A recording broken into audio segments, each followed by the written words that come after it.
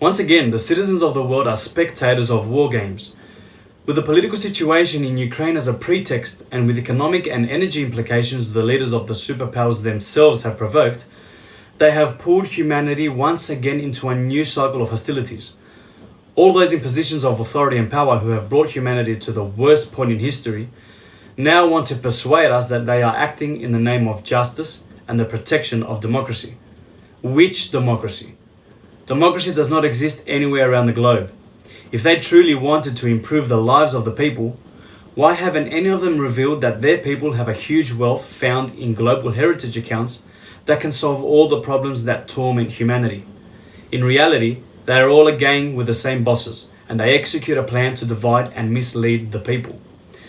Their only purpose is the survival of the global regime which they all belong to and serve. This is what they always do when their establishment is in jeopardy. And with the propaganda of the mainstream media, the people take part in their game.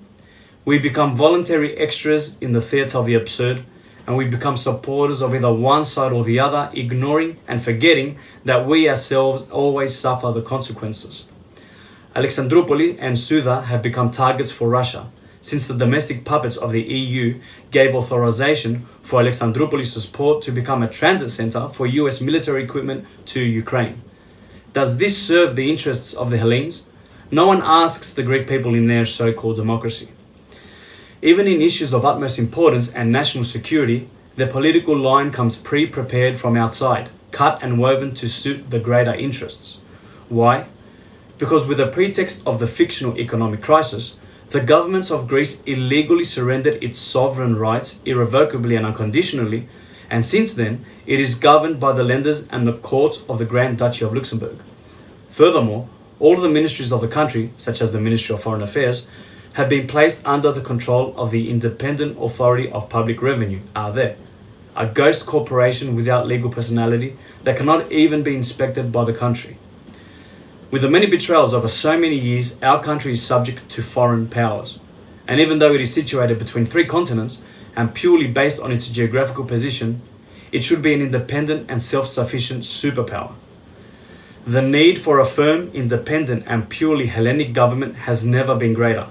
With a foreign ministry that will respect the history, the dignity and the will of the Hellenes, protecting their rights and removing anything that threatens and places the security of the Hellenes at risk, and by extension, all of Europe and the world.